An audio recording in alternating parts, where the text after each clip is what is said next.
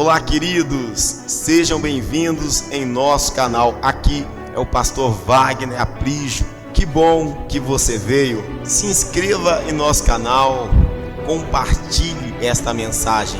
Assim, o YouTube entende que a nossa mensagem, a palavra de Deus é relevante e milhares de pessoas serão alcançadas para a glória de Cristo Jesus. Ouça agora uma palavra de esperança para a sua vida. Escute, Jesus te ama e te chama para viver uma nova e linda história.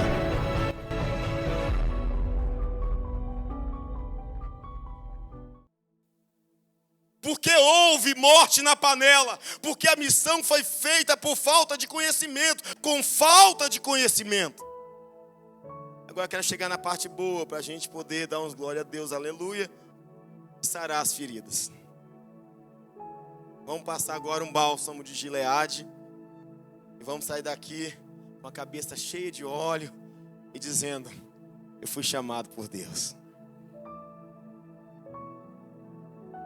Irmãos, quais foram as ações proféticas de Eliseu diante do trágico momento de fome? Como Eliseu agiu mediante ao cenário de horror? Como ele agiu? Antes que houvesse a morte na panela, presta atenção como Eliseu agiu. O profeta Eliseu demonstrou uma visão de amor. Presta atenção, por favor. Fome, assolação, caos, catástrofe, miséria. Mas o homem de Deus demonstra uma visão de amor. Confira comigo, por favor. Versículo 38. Versículo 38. Depois Eliseu voltou a Gilgal. Nesse tempo a fome assolava a região. Até aí. Eliseu voltou a Gilgal. Diga comigo, Eliseu voltou a Gilgal. Diga assim, era um tempo que a fome assolava a região. Para um pouquinho aí. Esse Eliseu voltou a Gilgal. Isso é incrível. Eliseu poderia fugir do problema. Ele sabia que Gilgal estava atravessando uma fome terrível. Mas ele não se omitiu. Ele não fugiu da responsabilidade profética. Ele externou uma paternidade espiritual com quem sofria. Ele voltou a Gilgal. Agora, Gilgal na Bíblia. Gilgal nesse momento aqui, atual que Eliseu estava vivendo. Gilgal aqui estava passando uma fome terrível. Mas Eliseu sabia que Gilgal estava atravessando um momento difícil e que aquilo não ia perdurar. Porque todo sofrimento é passageiro. Diga comigo, todo sofrimento é passageiro. Presta atenção. Eliseu sabia que Gilgal era um lugar de aliança. Josué 5,19 diz que Gilgal foi um lugar onde Josué circuncidou o povo para Deus depois da passagem pelo deserto. Gilgal foi o lugar onde Israel celebrou a Páscoa depois que cessou o maná. Gilgal era o lugar onde o sacerdote, juiz e profeta Samuel julgava o povo. Gilgal foi um dos lugares onde havia uma famosa escola de profetas. Essa que o profeta Eliseu estava. Presta atenção. Às vezes estamos atravessando uma pequena tempestade em Gilgal, mas não saia de Gilgal. Gilgal ainda é um lugar de aliança. Gilgal traz histórias poderosas do agir de Deus. Eliseu volta a Gilgal. Ele sabe que aquele cenário difícil iria passar. Deixa eu te falar algo. O cenário talvez de fome, de dificuldade, de deserto, de tempestade, de doença vai passar, meu irmão. seu Gilgal agora é desemprego, é finanças negativas, é problema no casamento. Mas escute, Eliseu, volte a Gilgal, porque ainda é um lugar de aliança com Deus. Ainda é um lugar de aliança com Deus. Presta atenção, ele voltou. O profeta Eliseu externou uma visão de amor, de zelo e cuidado pelos discípulos. Era um tempo de fome, mas ele não se omitiu, ele não fugiu. Escute bem, ele decidiu amar e cuidar dos seus. Às vezes nós fugimos nos momentos mais difíceis da vida. Nós queremos fugir. Quando o casamento está bem, queremos ficar. Quando o casamento está mal, queremos fugir. Quando não podemos ter filho, eu quero ter filho. Meu sonho é ter filho. Quando o filho nasce, começa a fazer umas traquinagens. Ai, não sei por que esse menino nasceu. A grande verdade é que nós não sabemos muitas vezes o que queremos. O ímpio diz, está muito sol, está muito quente, preciso tomar uma gelada. Mas quando está muito frio, diz, eu preciso tomar para esquentar.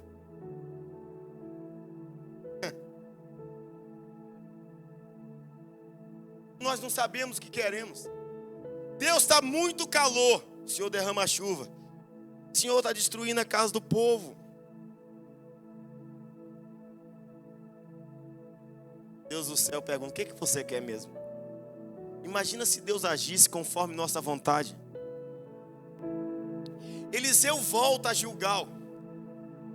Mesmo passando problemas, mesmo passando escassez, ele volta a Gilgal. Ele demonstra uma visão de amor, uma visão de zelo, uma visão de cuidado. Escute bem, não foge das lutas da sua família.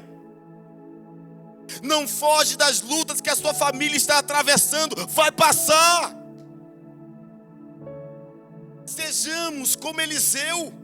Bata no peito, se posicione e diga, eu estou aqui. Eu sei que está difícil, mas eu tenho uma direção para vocês. A nossa família precisa de um posicionamento. Você precisa se posicionar em sua casa. Você precisa parar de chorar, de murmurar, de choramingar. Bata no peito, se levante, sacode a poeira, se posicione e diz, eu voltei para Gilgal, eu tenho a direção de Deus. São nos momentos tensos que Deus quer se revelar a você. Vamos lá, gente. Disse Jesus, um novo mandamento lhes dou. Amem-se uns aos outros como eu os amei. Vocês devem amar-se uns aos outros. Com isso todos saberão que vocês são meus discípulos. João 13:34. Precisamos dessa unção de amor, dessa visão de amor.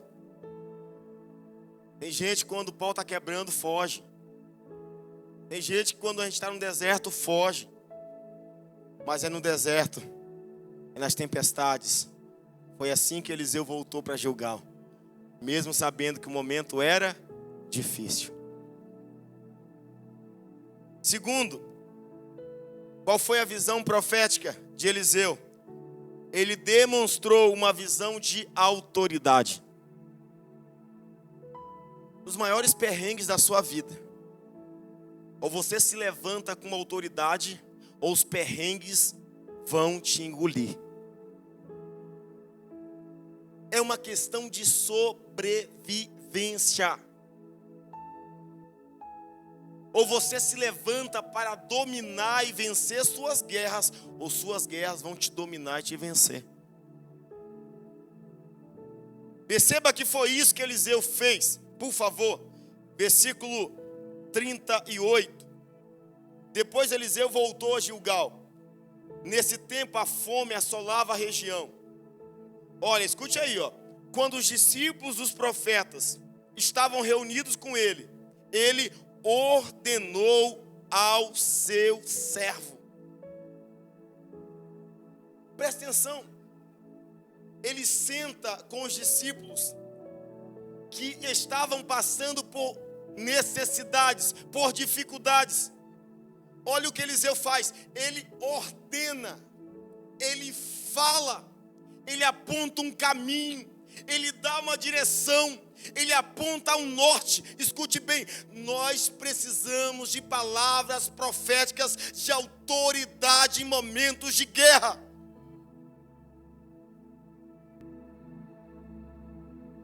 Deus nos chamou com autoridade.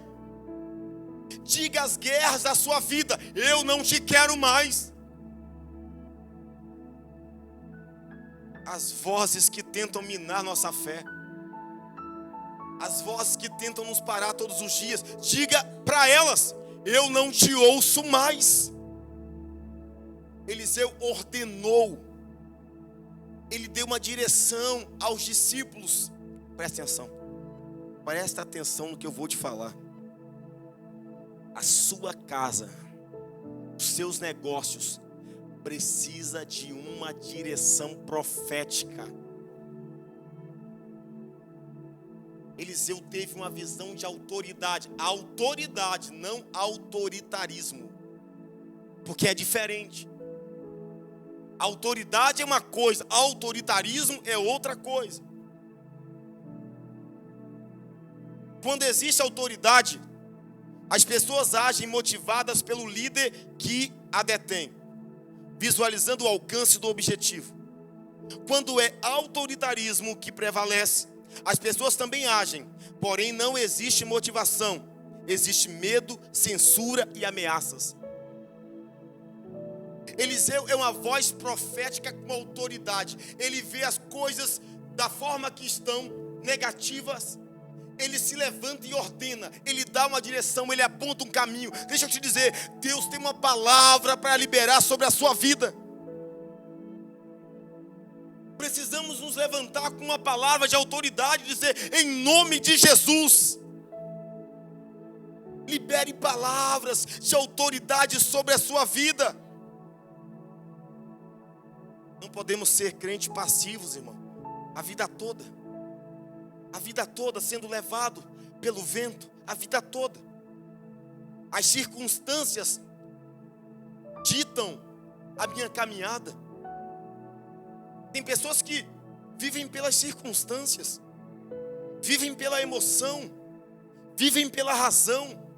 Mas a Bíblia diz: o justo vive pela fé. Viva pela fé. E levante uma palavra de autoridade sobre a sua família. Jesus disse: eu lhes dei autoridade para pisarem sobre cobras e escorpiões, e sobre todo o poder do inimigo, nada lhes fará dano. Quem nos deu autoridade? Ele nos deu autoridade. Jesus nos deu autoridade. E por que não usamos? E por que deixamos o diabo bagunçar nossa vida? E por que deixamos as coisas acontecerem? Deixa a vida nos levar? Não, autoridade. Ele nos deu autoridade para pisarem sobre cobras e escorpiões e sobre todo o poder do inimigo. Nada lhes fará dano. Lucas 10, 19. Vamos para o finalzinho aqui. Terceira ação profética de Eliseu em meio ao caos. Ele demonstrou uma visão de grandeza. Quem está aqui? Repita comigo. O cenário que Eliseu vivia era de fome, assolação, miséria, medo. É isso que eu quero que você entenda. Eliseu não estava em um hotel 5 estrelas. Ele não estava numa mansão. Ele não estava numa piscina, tomando banho, tomando sol. Não. Ele estava em um contexto de assolação, de fome. E ele demonstra agora, nós vamos ler, uma visão de grandeza em meio ao caos. Como pode alguém enxergar tão amplo em meio a um momento difícil? Geralmente quando tudo está ruim, você fala assim, não vai dar certo mesmo. Quando tudo está ruim, você vai comprar um carro, você vai comprar uma moto, você vai comprar um barco. Tudo está difícil financeiramente, o que você pensa? No melhor barco ou no barco que o dinheiro der para comprar? No qualquer que aparecer. Coloque em tidas. Vamos comprar, vamos colher o que dá. Quem age pela circunstância sempre dá errado. Porque a circunstância sempre passa. Precisamos agir pela fé. Vamos perceber a visão de grandeza do profeta em um momento de problema. Versículo 38 ainda. A última parte. Ele diz: ponha o caldeirão no fogo e faça um ensopado para estes homens. Novamente, ele diz: ponha o caldeirão no fogo. Em outra versão diz: ponha uma panela grande. Presta atenção, irmãos. Era época de fome. Era época de assolação, de escassez. O profeta diz: ponha um caldeirão. Quem não pediu uma panelinha? Não tinha nada, o Gabriel. Isso é agir por quê? Pela fé. Pela fé. Como você está na sua casa e só tem lá uns quebradinhos de arroz, e você fala para sua esposa: põe uma panela grande no fogo, mulher. Pegue aí as assadeiras. Vamos fazer bolo, vamos assar frango, vamos assar pernil. E ela diz: amor, tem uma asinha de rolinha. Visão de grandeza, filho. O contexto diz: está na miséria. A inflação diz: estamos quebrados. A mídia diz: vamos passar fome. A mídia diz: o desemprego vai aumentar. A mídia diz: todo mundo vai morrer na pandemia. O profeta diz: ponha um caldeirão no fogo.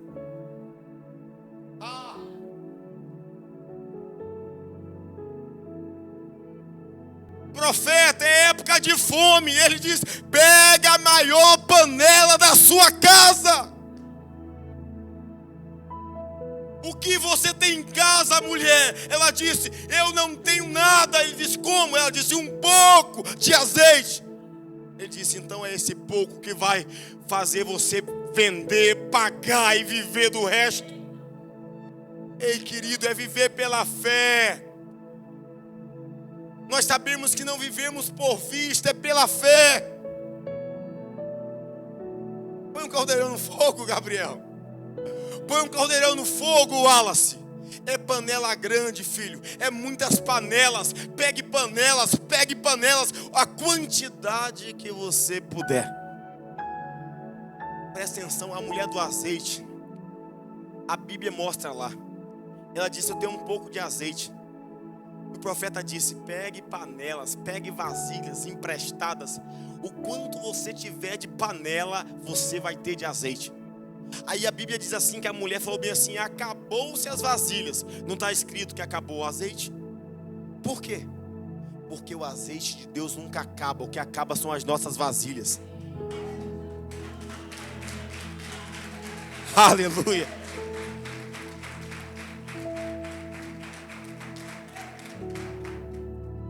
Pegue panela grande. Eu vim aqui nessa noite para te dizer: tenha uma visão de grandeza. Pare de andar como avestruz. Pare de andar com a cabeça para baixo o tempo todo. Pare de andar com essa visão terrena, visão pequena, visão medíocre. A nossa visão às vezes é conforme a circunstância, mas Deus disse: não!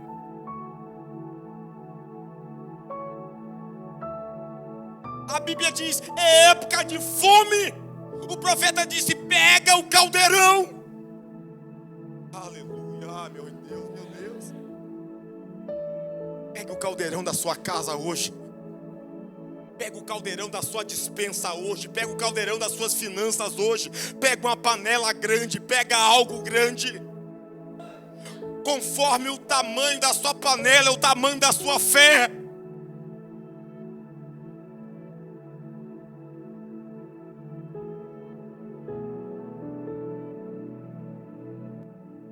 Presta atenção. Tem fome, profeta. Ele disse, então pegue uma panela grande. Porque o poder de Deus é capaz e suficiente para atender todas as nossas necessidades. Amém. Panela grande é visão de grandeza. Mesmo em época de fome, assolação, escassez, o profeta não minimizou sua visão. A visão dele continuou uma visão macro, não uma visão micro. Ei, irmão, aumenta a lupa da sua visão espiritual. Ei, irmão, arranque essa lupa humana, essa lupa carnal, essa lupa de circunstância difícil. Ei, irmão, coloca a lupa da fé. Pegue a panela grande, pegue caldeirão grande, pegue o que você tiver, porque o azeite de Deus é garantido. Profetizar sobre nossa vida. Nós fomos chamados para viver coisas grandes. Nós fomos chamados para viver coisas maiores.